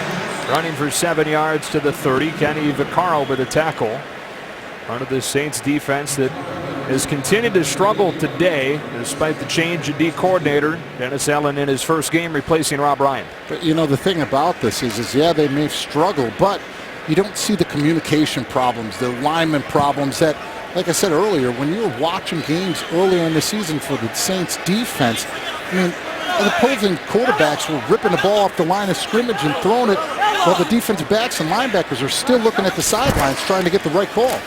Now for Blue with a first down, but a flag comes flying in. Likely going to be a hold. I think they're going to get the center, Ben Jones. Holding. Offense number 71. 10-yard penalty. Second down. That time they were going up against Kevin Williams. They had a double team between Suafilo and Jones. And I'll tell you what, I remember going up against Kevin Williams and Pat Williams. We used to call them the Williams brothers in the Vikings. And they were tough, stout at the point of attack. Number 63 is reporting eligible. 63 reporting eligible. Former 9th overall pick was Kevin Williams out of Oklahoma State. Rough one in Bedlam for them last night. Sooners all over the Cowboys.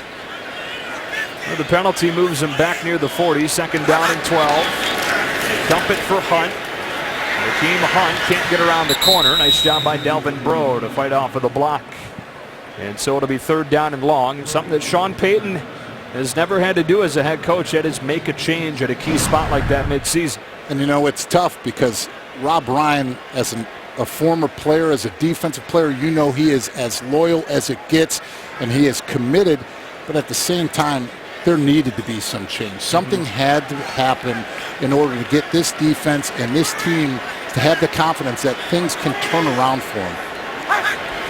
Third down and long. They try to get back into field goal range, and Grimes gets him 4. Or at least give him a shot up to the 38-yard line. And so the special teams unit coming out.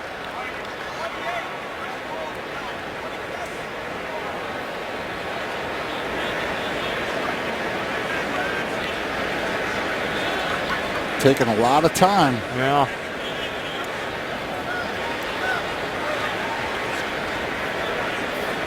Running that clock down.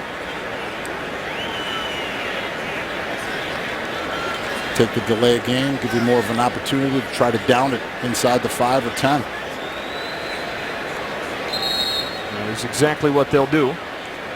And I don't mind this call whatsoever. Yeah. Number one, it's taking time off of the clock where Drew Brees in Delay this game. offense. 5-yard penalty. Fourth down. It gives them more opportunities, which you do not want to give to Drew Brees, but also it moves the punter back. It allows these gunners and everybody running downfield to have the opportunity of putting this Saints offense in bad position. And bottom line, you're up by 3 touchdowns already. A field goal doesn't change that. There's no need to press. There's Bird back there. Shane Leckler, the 16th year pro, #1 in NFL history in yards per punt. And that one sneaks into the end zone. Can't drop it in there much better than that.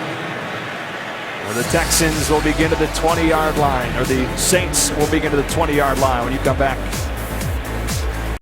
Fox Wednesday. Aren't you going to invite me in? The Empire is our family, and anybody that tries to steal that from us is our enemy. The Empire Fall Finale, Wednesday on Fox. Saints have it back again in a big hole, though. 24-6, 2:09 left third quarter. What's got to change for them to have a shot? Well, obviously, they've got to have production on first and second down, and they've got to take some shots to air it out and get the ball downfield. Really only seen one downfield throw from Breeze successful today. It was to Willie Snead. Watt gets to him from the blind side. Wanted to go deep to Cooks. Watt got his second sack of the day.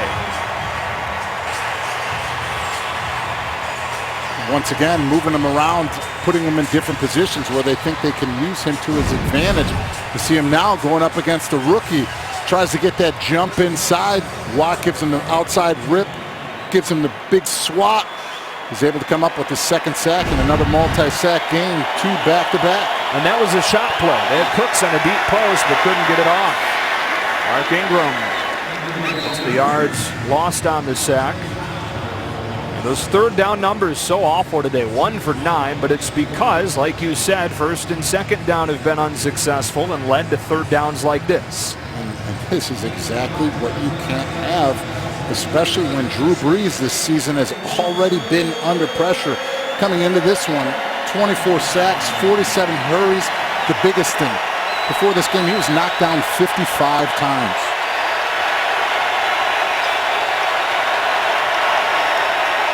Clowney pressures in this time, able to get rid of it for a first down to Watson. A big play for the Saints. Breeze felt time running out, snapped it off. I'm surprised that there wasn't a holding call on Armstead, because if you see Clowney out here on the edge, he is going to rip and use that rip move, and you see the arms, the hands over there at the top of the shoulder pads. It's very surprising that he got away with one. Because if he didn't, Clowney was going to get that sack, no problem. Almost did anyways.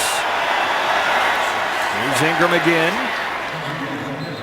For pickup of 4. Stop made by John Simon. Third quarter clock winding down.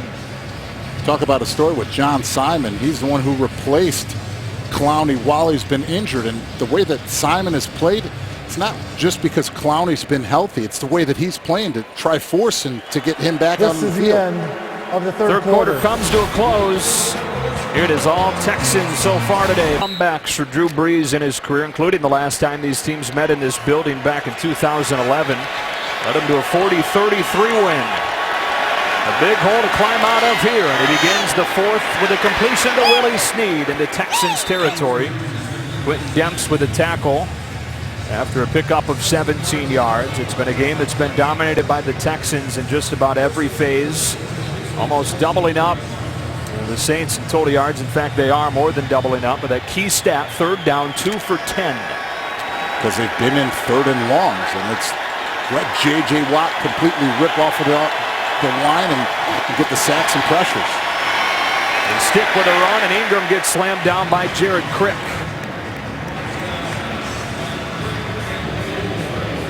Jared Crick is another player that, as a 3-4 defensive end, you don't have a lot of statistics because it's a tough grit work position. But what he does a nice job of is being stout at the point of attack and letting both of these linebackers, McKinney and Cushing, run sideline to sideline. Fourth-year man out of Nebraska. Second season as a full-time starter. Been a part of the rotation every year since the Texans drafted him. Breeze has to burn a timeout. First charge timeout, New Orleans. First. Crowd's been into it all afternoon in Houston. Breeze into a tight window. Joseph tried to jar it out of there, but Spiller hung on, and it's third down and 3 or 4. As the Saints try to come from down 18 here in the fourth behind Breeze. Now this is a position that they've converted the ones that they have on third down, the ones that have been 3rd and 2, 3rd and 3, 3rd and 4. These are the opportunities where Drew Brees and this offense can continue and extend drives. On the corner route, Watson's got it, stays in bounds and takes it to the 16. Andre Hale with the tackle after a first down pickup. When times are tough, what do you need? Your playmakers to step up and make plays. You see him out there, gets the one-on-one. Jonathan Joseph pushes him off to the side. But you can't let Pleasant not get the angle of where he needs to get. But once again, Drew Brees delivering the ball outside exactly where it needs to be just for Watson. 26 yards and a first down.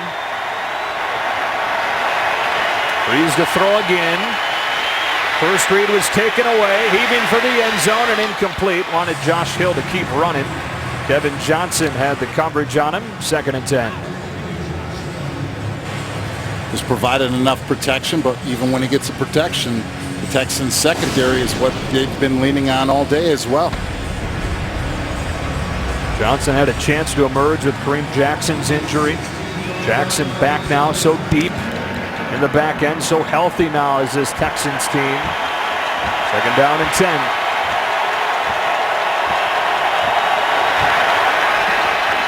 Breeze over the seam, it is intercepted! Picked off by Kareem Jackson. All the way back to the 48.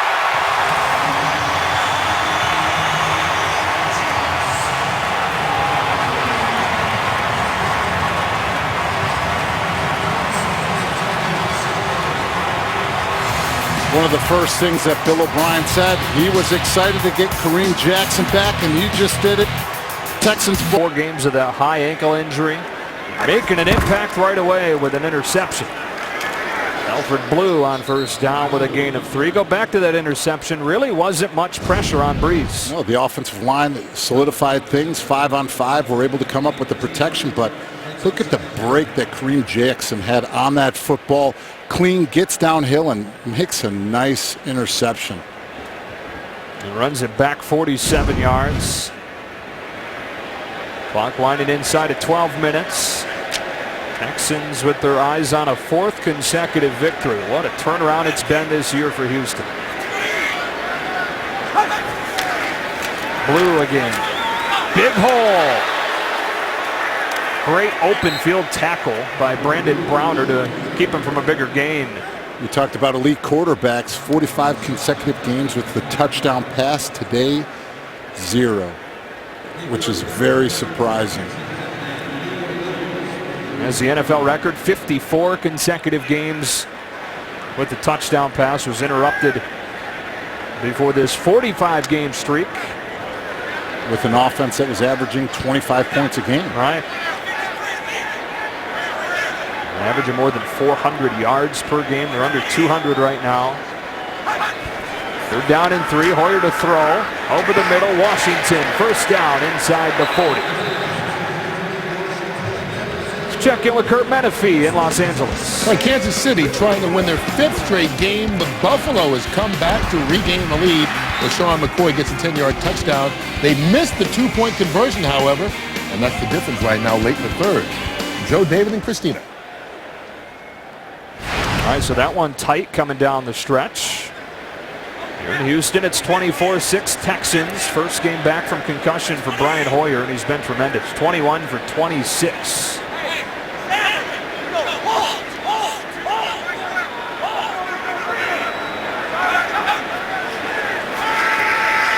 Hoyer gets rid of it. Incomplete.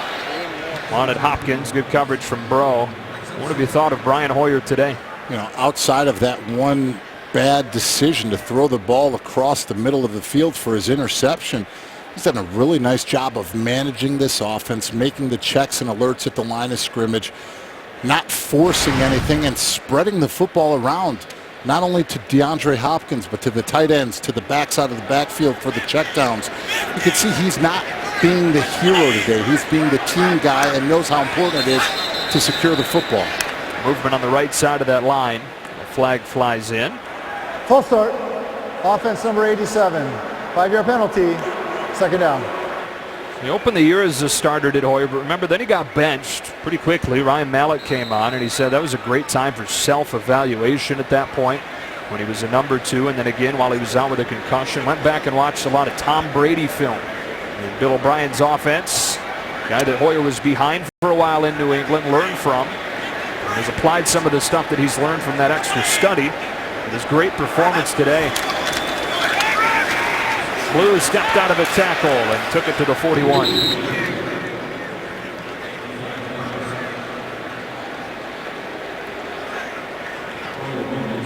Now this is a position that this Texans offense has not been in a lot. These 3rd and long positions, they've been able to keep it manageable. They've been able to do those things to extend drives. We'll see now if Dennis Allen is actually going to be try to be more aggressive, or is he just going to continue to rush forward? Showing pressure here.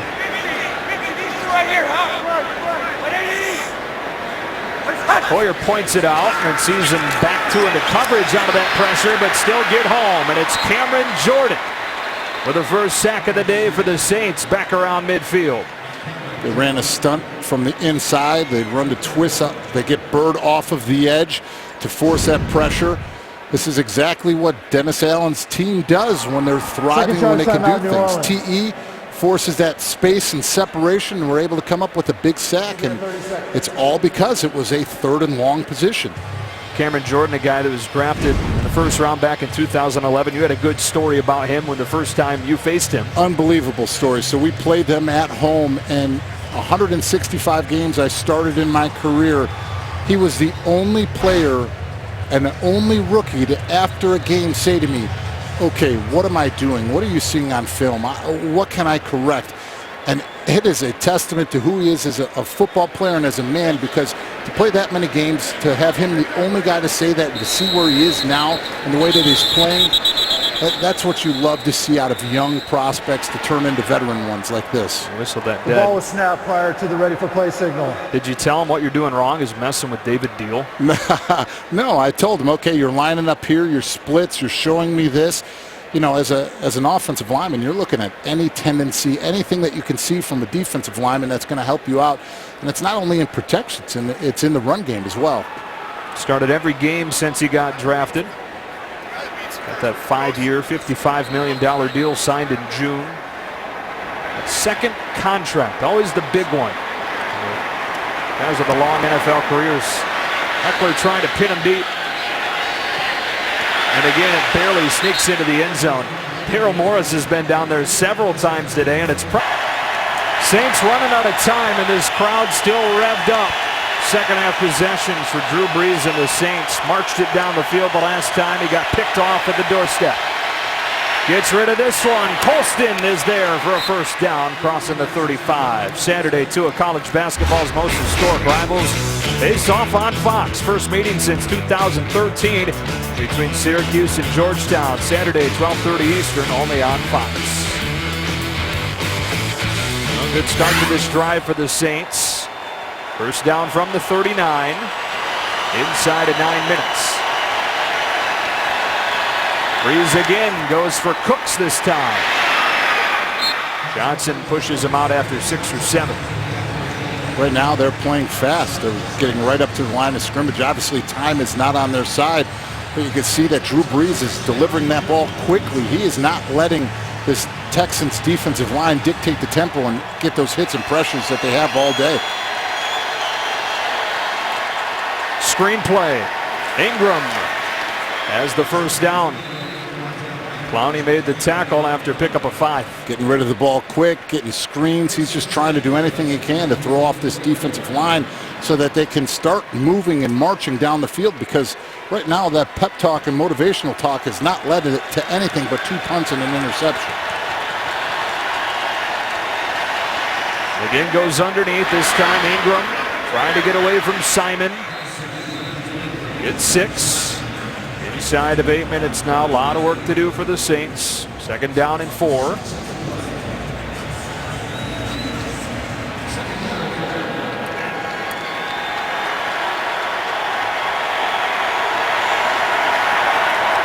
First down to Snead, who dives for the sideline and able to get out of bounds, stopping the clock at 7:37. Now they have a tempo, a rhythm. They have these defensive backs and corners for the Texans back on their heels. Now this is where that tempo and timing from the Saints is dictating the way that the drive is going. Here's Ingram turning the corner. First down inside the 20. Best drive we've seen today from New Orleans. Coming up in just a bit, we've got Done Deal. Look at that headshot. Yeah, I know. Done Deal, the player of the game, who's turned out the best game in order to help their football team win today. Clearly that shot wasn't taken in November. No, it was not. With clean the beard shaven. right now. Clean shaven, but I think the guy on the camera right now is leading the pack for the Done Deal award. 7 minutes to go. First down from the 19.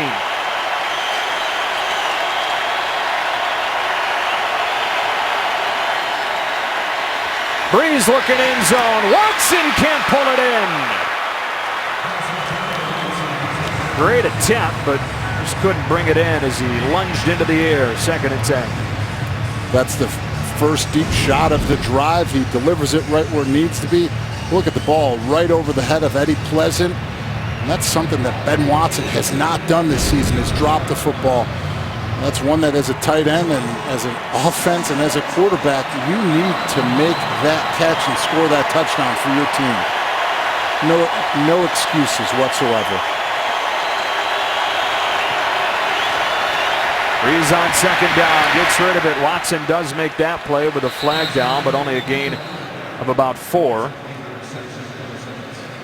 Cushing with the stop. Let's see what the call is. Looks like it's going to be on Cushing.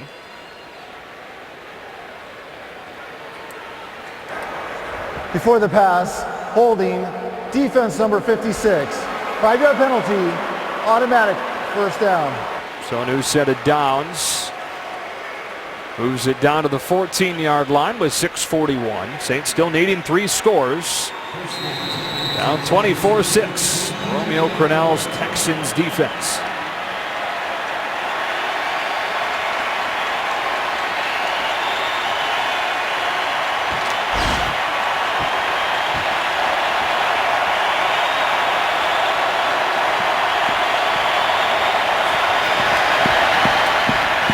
Watson has it go off his hands, incomplete. It's one of those balls you hold your breath after it gets tipped into the air. Drew Brees is now delivering it, but he's been unsettled this entire day. You could see him, look at his eyes staring right to Ben Watson to deliver that one. He scans the crowd, he goes back, he comes back. Look at this is not the Drew Brees we've seen this season that has set franchise records for an offense. He's finally gotten over 200 yards, but deep in this second half, he had less than 100. Zips one, too tall and incomplete. Michael Ho'omanawanui. No, I missed a syllable. That's a tough one. You know, they call him in New Orleans the Who Man, and as a former University of Illinois grad as well as he, there they just called him Uh-oh. Said Who Man is what they call him in New Orleans. Who Man here in New Orleans, and then it was Uh-oh at the University of Illinois. 3rd down and 10 now.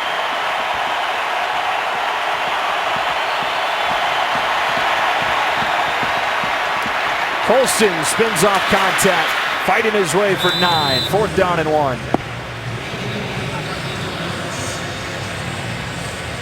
Saints offense this season has actually been 70% on 4th down, 2nd in the league.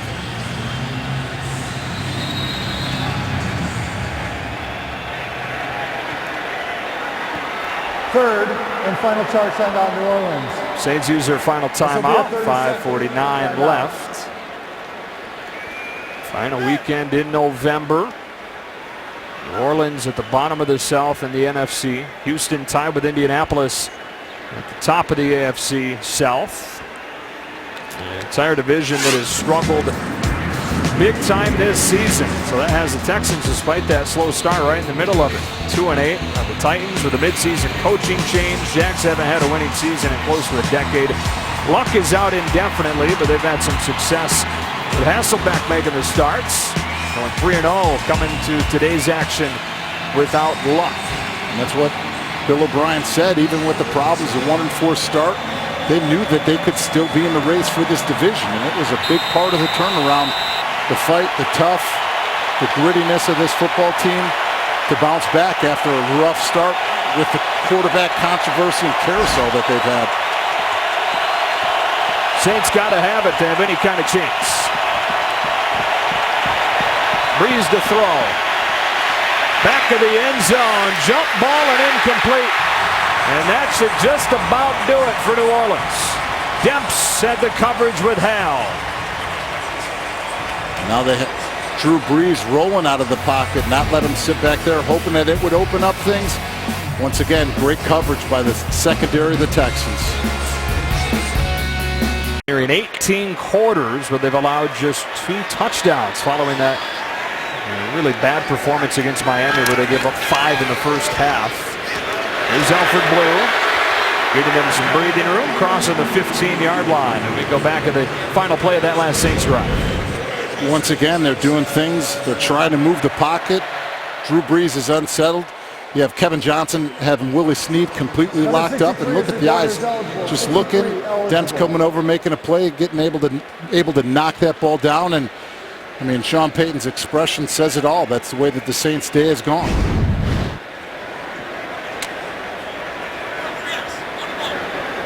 Drew Brees in danger of having that 45-game streak with at least 1 touchdown broken. Inside of 5 minutes. Here comes Blue again. Not much room this time. Kenny Vaccaro with the tackle. Now a season-high 11 for him.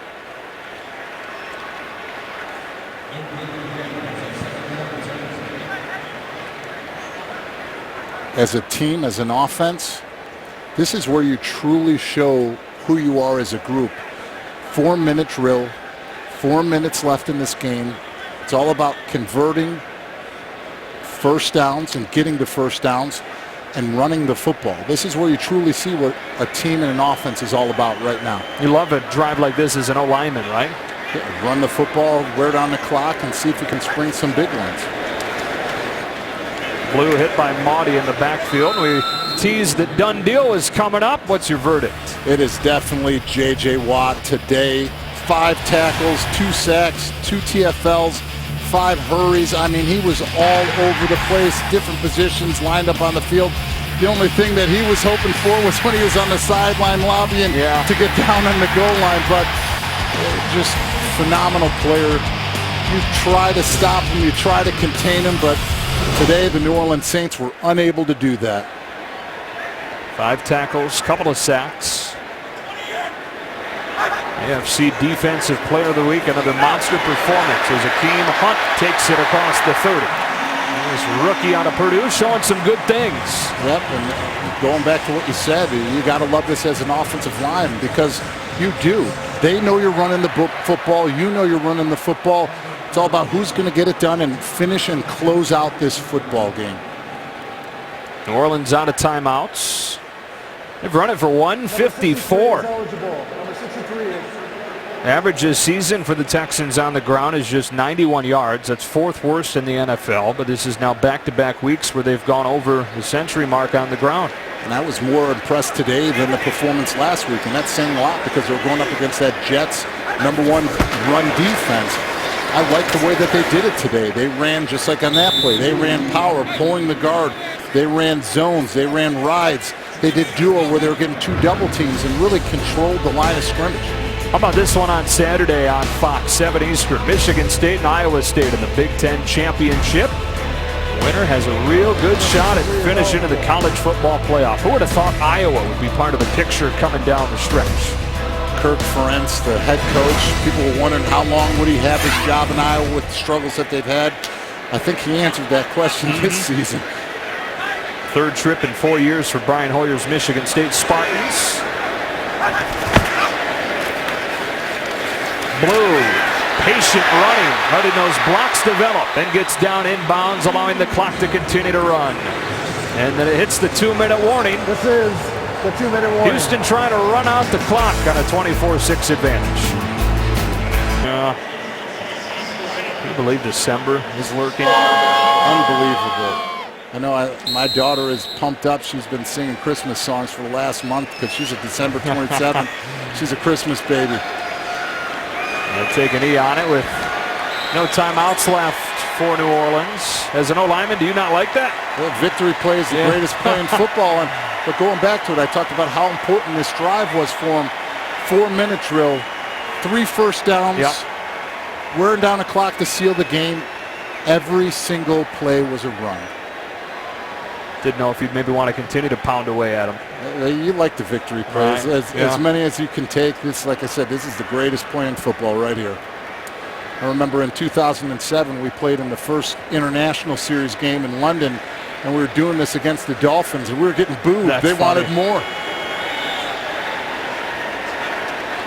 Drew Brees' 45-game run with a touchdown pass, which followed the 54-game run, which is a record. The 45-gamer will end. Got intercepted at the goal line. Turned it over on downs once. All Houston today.